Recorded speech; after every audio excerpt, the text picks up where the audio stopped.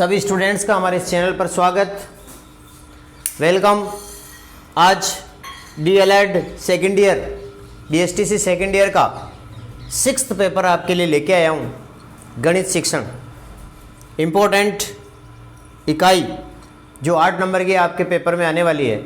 इकाई first, unit first पढ़ने जा रहे हैं।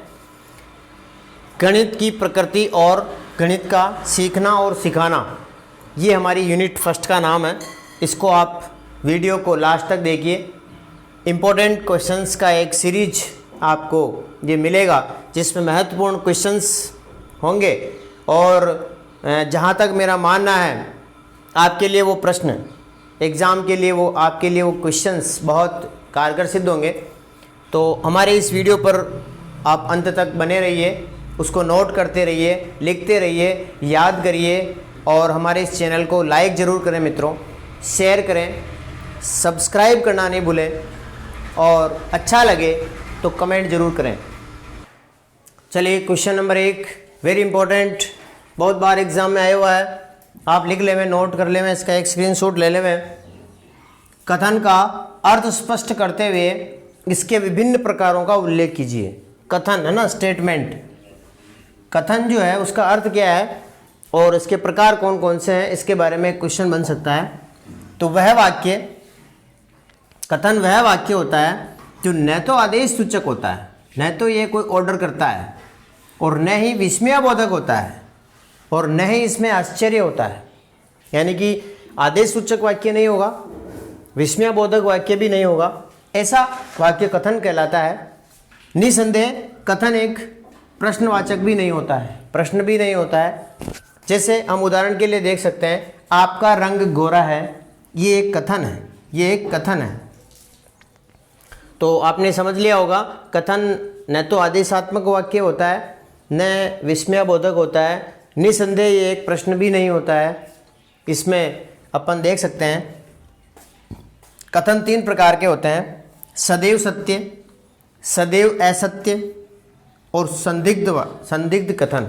3 प्रकार के कथन होते हैं, सदैव सत्य ऑलवेज ट्रुथ, सदैव असत्य ऑलवेज फॉल्स और संदिग्ध एम्बिग्यूअस। ये 3 प्रकार के कथन होते हैं, स्टेटमेंट होते हैं। दूसरा क्वेश्चन वेरी इंपॉर्टेंट, काफ़ी एग्जाम में मैं जो भी प्रश्न इस वीडियो में आपको बताने जा रहा हूँ वो अधिक बार क्वेश्चंस पेपर में आए हुए हैं और वेरी वेरी इंपॉर्टेंट है। आपके सिलेबस को बिल्कुल अकॉर्डिंग टू सिलेबस है। आपका जो सिलेबस में जो दिया गया पॉइंट है वो उसी पॉइंट को लेकर मैंने इसको समझाने की और सरल भाषा में समझाने की कोशिश की है मित्रों। तो प्रत्युदाहरण क्या है, प्रत्युदाहरण क्या है इसको समझाइए। प्रत्युदाहरण एक ऐसा प्रमाण होता है, प्रत्युदाहरण एक ऐसा प्रमाण होता है जिसकी सहायता से कथन को असत्य सिद्ध किया जाता है। यानी कि प्रत्युदाहरण वो होता है जिसमें क्या होता है, ऐसा प्रमाण होता है जिसकी सहायता से, जिसकी हेल्प से हम किसी भी कथन, जो कथन कह दिया गया है उसको असत्य सिद्ध करते हैं, वो प्रत्युदाहरण कहलाता है। कथनों पर कुछ प्रतिबंध लगाकर कथन को हम सत्य बना सकते हैं। जैसे यदि आप एक संख्या को स्वयं उसी संख्या से भाग दें तो भागफल 1 प्राप्त होता है। एक कथन हो गया कि यदि हम एक संख्या को स्वयं उसी संख्या से भाग देंगे तो सदैव भागफल 1 प्राप्त होगा। यह असत्य है, इसको प्रतिबंध द्वारा सत्य बनाया जा सकता है। वो क्या सब प्रतिबंध लगाएंगे इसमें कि यदि शून्य के अतिरिक्त, हम ये कहेंगे कि भाई 0 के अतिरिक्त, शून्य के अतिरिक्त यदि किसी अन्य संख्या को उसी संख्या में भाग देंगे, अन्य संख्या को स्वयं उसी संख्या से भाग देंगे तो सदैव 1 प्राप्त होगा। तो हमने क्या किया, ये प्रतिबंध लगाया कि शून्य के अतिरिक्त, ये इसे कहते हैं प्रत्युदाहरण। तो प्रत्युदाहरण क्या है इसे समझाइए तो आपको ये प्रश्न समझ में आ गया होगा। तीसरा क्वेश्चन, इंपॉर्टेंट क्वेश्चन, निगमनिक तर्क को परिभाषित कीजिए। निगमनिक तर्क क्या होता है? इस प्रकार का तर्क जिसमें ज्ञात परिणाम, परिभाषा व निष्कर्षों का, निष्कर्ष के नियमों का प्रयोग किसी चीज को सिद्ध करने के लिए किया जाता है, निगमनिक तर्क कहलाता है। यानी कि हम किसी चीज को सिद्ध करना चाहते हैं तो उसके लिए हम क्या करेंगे, कोई परिभाषा है, कोई परिणाम है, कोई निष्कर्ष देंगे और फिर उसका एक रिजल्ट निकालेंगे, एक वो निगमनिक तर्क कहलाता है। जैसे सभी इंसान नश्वर है, ये एक कथन है, ये एक परिणाम है कि सभी इंसान नश्वर है। और दूसरा कथन दिया है राघव एक इंसान है। अब इसका तर्क क्या निकलेगा, अब निगमनिक तर्क और इसका जो निष्कर्ष निकलेगा वो ये निकलेगा कि राघव भी इंसान है, और एक स्टेटमेंट है कि सभी इंसान नश्वर है, यानी कि राघव क्या हो गया, राघव भी नश्वर हो गया। क और ख से हम इस निष्कर्ष पर पहुंचने पर मजबूर हो जाते हैं कि राघव एक नश्वर है।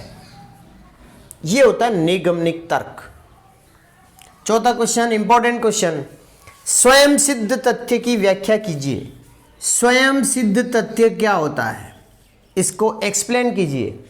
तो देखिए, गणित के किसी भी तंत्र, तर्क, कथन तथा प्रकथन को जिससे द्वितीयक तर्क, दूसरा तर्क, कथन तथा प्रकथन निष्पादित किए जाते हैं, स्वयं सिद्ध तथ्य कहलाते हैं। यानी कि किसी भी गणित का किसी भी तंत्र को, किसी भी तर्क को, किसी भी कथन को, किसी भी प्रकथन को जिससे क्या होता है, द्वितीयक तर्क, द्वितीयक कथन, द्वितीयक प्रकथन उससे निष्पादित किए जाते हैं, स्वयं सिद्ध तथ्य कहलाते हैं। दूसरे शब्दों में हम कह सकते हैं कि स्वयं सिद्ध तथ्य वह कथन है जिसका प्रयोग बिना प्रमाण के किया जा सके, बिना प्रमाण के जिसका हम प्रयोग कर सकें, जिसका हम उपयोग कर सकें, वह स्वयं सिद्ध, यानी नाम से स्पष्ट है, स्वयं सिद्ध करता हुआ तथ्य, एक ऐसा तथ्य जो स्वयं सिद्ध करता है। यूक्लिड ने निम्नांकित स्वयं सिद्ध तथ्य दिए हैं। यदि समान राशियों में समान राशि जोड़ी जाए तो परिमाण समान रहता है। दूसरा दिया उसने स्वयं सिद्ध तथ्य कि संपूर्ण जो होता है, होल, अपने किसी भी भाग से हमेशा हमेशा बड़ा होता है। यानी कि जब होल होगा, बड़ा होगा, संपूर्ण होगा, तो वो अपने से, अपने किसी भी भाग से हमेशा बड़ा होगा, इसीलिए उसको संपूर्ण कहा है। तो ये स्वयं सिद्ध तथ्य को हमने व्याख्या के रूप में इसको समझा। पांचवा क्वेश्चन, इंपॉर्टेंट क्वेश्चन, कंजेक्चर को उदाहरण सहित समझाइए। कंजेक्चर क्या होता है? तो कंजेक्चर वह कथन है जिसे हम अपने गणितीय ज्ञान, अनुभव के आधार पर, हमें जितना ध्यान है, हमें जितना गणितीय ज्ञान आता है उसके आधार पर तथा हमारे अनुभव के आधार पर हम उसको सत्य मानते हैं। यह सत्य भी हो सकता है और यह असत्य भी हो सकता है।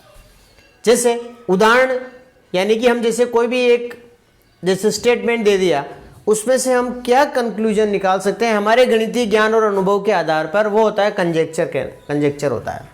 जैसे हम इसको उदाहरण से समझते हैं, कोई स्टेटमेंट है कि कोई भी तीन क्रमागत, सवाल है कोई भी तीन क्रमागत सम संख्याएं लीजिए और उनका गुणनफल ज्ञात कीजिए, है ना। तो तीन क्रमागत सम संख्याएं लेनी है, तीन क्रमागत संख्याएं 2, 4, 6 क्रमागत हो गई, 2, 4, 6 सम संख्या, इनका गुणनफल करेंगे, गुणनफल करेंगे तो 48 आ जाएगा। अब फिर क्या, 4 × 6 × 8, इसके बाद 2 के बाद 4 आ गया, 4 के बाद 6 आ गया, 6 के बाद ये क्रमागत हो गई, इसका जो गुणनफल है 192 हो गया। आगे देखते हैं, 4 के बाद 6 लेते हैं, 6 के बाद 8, 8 के बाद 10 और फिर 480 हो गया इसका गुणनफल। अब हम इसके बारे में क्या कंजेक्चर दे सकते हैं, हम क्या निष्कर्ष निकाल सकते हैं, क्या कंजेक्चर दे सकते हैं? तो नंबर एक कंजेक्चर यह हो सकता है कि किसी भी तीन क्रमागत सम संख्याओं का गुणनफल हमेशा क्या होता है, सम होता है। जैसे हमने देखा यहाँ सम है, सम संख्या है, ये भी सम संख्या है, और ये भी सम संख्या है, यानी कि तीनों संख्याएं। तो हम एक कंजेक्चर दे सकते हैं कि किसी भी तीन क्रमागत सम संख्याओं का गुणनफल सदैव सम होता है या सम होता है। ये हमारा कंजेक्चर हो गया। दूसरा कंजेक्चर क्या हो सकता है, किन्हीं तीन क्रमागत संख्याओं का गुणनफल, किन्हीं तीन संख्याओं का गुणनफल 4 से भाज्य होता है। किससे भाज्य होता है, 4 से भाज्य होता है। ये भी हम एक कंजेक्चर दे सकते हैं। देखिए इसमें 4 का भाग पूरा पूरा जा रहा है, इसमें 4 का पूरा पूरा भाग जा रहा है, इसमें भी 4 का पूरा पूरा भाग जा रहा है। इट मीन्स हम एक कंजेक्चर दे सकते हैं कि यदि कोई किसी तीन क्रमागत सम संख्याएं हैं तो उसका गुणनफल 4 से भाज्य होता है। तीसरा कंजेक्चर क्या कह सकते हैं, किसी भी तीन क्रमागत संख्याओं का गुणनफल 6 से भाज्य होता है, क्योंकि इसमें 6 का भाग जा रहा है, इसमें भी 6 का भाग जा रहा है और 6 का भाग जा रहा है। ये एक कंजेक्चर हो गया। ये प्रश्न 5वां है। अब आते हैं छठे प्रश्न की ओर। प्रमाण गणितीय उत्पत्ति को समझाइए। ये क्या होता है, वह प्रक्रम जो केवल तर्कसंगत तर्कों के आधार पर, तर्कसंगत तर्कों के आधार पर, तर्कसंगत होना चाहिए तर्क, गणितीय कथन की सत्यता को स्थापित करता है, गणितीय कथन की सत्यता को स्थापित करता है, उसे प्रमाण या गणितीय उत्पत्ति या मैथमेटिकल प्रूफ कहा जाता है। उत्पत्ति के आधारभूत अवयवों की सूची हम निम्न प्रकार से बता सकते हैं। तो पहला है, एक प्रमेय को सिद्ध करने के लिए हमारे पास एक स्थूल विचार होना चाहिए, हमारे पास एक ठोस एक आइडिया होना चाहिए, एक स्थूल विचार होना चाहिए, तभी हम किसी प्रमेय को सिद्ध कर सकते हैं। दूसरा, प्रमेय से पहले दी गई परिकल्पना को अच्छी तरीके से समझने की जरूरत है, कि हम उस परिमेय को, उसमें जो परिकल्पना दी गई है उसको हमने अच्छी तरीके से अंडरस्टैंड कर लिया, हमें अच्छी तरह से उसको समझने की जरूरत है। तीसरा, उत्पत्ति में गणितीय कथनों का एक उत्तरोत्तर, उसके बाद यानी कि एक के बाद एक अनुक्रम आवश्यक है। यानी हम किसी भी प्रमेय को, किसी भी प्रमेय की उत्पत्ति लिख रहे हैं तो उसके बाद उसमें क्या होना चाहिए, एक के बाद एक अनुक्रम आवश्यक है, उत्तरोत्तर होना चाहिए। वो ऐसा नहीं है कि भाई जो हमने पहले जिसको बात बता दी उसको वापस रिपीट कर रहे हैं, उसके बाद नेक्स्ट बात, उसके बाद नेक्स्ट, और वो तथ्य पर और उस पर आधारित होनी चाहिए। चौथा, सत्य कथनों का अनुक्रम का निष्कर्ष भी वही होना चाहिए जिसे हम सिद्ध करना चाहते हैं, यानी कि वही निष्कर्ष होना चाहिए, अनुक्रम का वही निष्कर्ष होना चाहिए, वही कंक्लूजन होना चाहिए जो लास्ट में हम उसको सिद्ध करना चाहते हैं। ये हमें ध्यान रखना है, ये बातें आवश्यक है। 7वां क्वेश्चन, अभिग्रहित किसे कहते हैं? अभिग्रहित से क्या मतलब है? तो किसी भी प्रणाली के वे प्रारंभिक नियम, अभिग्रहित होते हैं किसी भी प्रणाली के वे एलिमेंट्री रूल्स, वो प्रारंभिक नियम जिनकी सत्यता बिना किसी प्रमाण के ही हम स्वीकार कर लेते हैं, वे उस प्रणाली के अभिग्रहण कहलाते हैं। यानी कि किसी भी प्रणाली के वे रूल्स, वे एलिमेंट्री रूल्स, प्रारंभिक जो नियम है जिसकी सत्यता हम जानते हैं और उसको प्रमाण की आवश्यकता नहीं है और उसको हम एक्सेप्ट कर लेते हैं, वे उस प्रणाली के क्या कहलाते हैं? अभिग्रहण कहलाते हैं।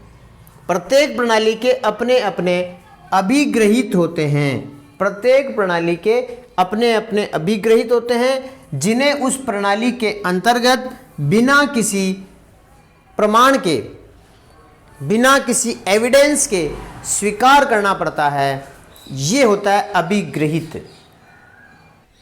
8वां क्वेश्चन इंपॉर्टेंट, उच्च प्राथमिक कक्षाओं में गणित सीखने और सिखाने में विभिन्न तरीकों को बताइए कि हम उच्च प्राथमिक लेवल पर, मिडिल लेवल पर बच्चों को गणित कैसे समझाएं। तो पहला, गणित शिक्षण में शिक्षक बच्चों के लिए एक हेल्पर बनकर, सहयोगी बनकर, एक कोऑर्डिनेटर बनकर के उनको सिखाना, नंबर 1। दूसरा, बच्चों को गणित रटकर सीखने के बजाय उसको करके सीखने पर जोर देवें। अध्यापक उस बालक को रटकर सीखने की शिक्षा ना दे, उसको करके सीखना, यानी कि बालक उस सवाल को खुद करे और फिर सीखे, तीसरा, कक्षा को छोटे छोटे समूह में बांटना। जैसे कोई एक क्लास है, छठी क्लास है, उसकी कमज़ोर बालक का एक समूह बन गया और मीडियम का एक समूह बन गया और एक वेरी इंटेलिजेंट का एक समूह बन गया। तो इस तरीके से कक्षाओं को छोटे छोटे समूह में बांट करके सिखाए, जिससे गणित अच्छी तरीके से सीख सकता है बालक। अगला, बालकों को आपस में बातचीत करके सिखाना, आपस में बातचीत करवाना, ताकि वो एक सवाल की बातचीत करता रहे और सीखे। बालकों को लंबाई चौड़ाई सिखाने के लिए बालक को खेल के मैदान पर ले जाना, उनके सामने फीता लेके नापना, इतने सेंटीमीटर इतना मीटर का ये है, इसको ऐसे लंबाई चौड़ाई से गुणा करते हैं, इस प्रकार से क्षेत्रफल आता है। तो ये ज्ञान हमें प्रैक्टिकल देना है। अगला, बालकों से रचनात्मक कार्य करवाना, जिससे बालकों का मन गणित में अच्छी तरीके से लगे और उनको खुद को प्रकार से पेंसिल से उनसे चित्र बनवाएं, उनसे ही सवाल रेखा चित्र बना करके सवाल हल कराएं, जिससे बालक क्या होता है, जल्दी से जल्दी सीखेगा। ये है उच्च प्राथमिक कक्षाओं में गणित सिखाने के तरीके। आपने हमारे इस चैनल को सुना, बहुत बहुत धन्यवाद। हमारे इस चैनल को लाइक करें मित्रों, शेयर करें, सब्सक्राइब करना नहीं भूलें। थैंक्स।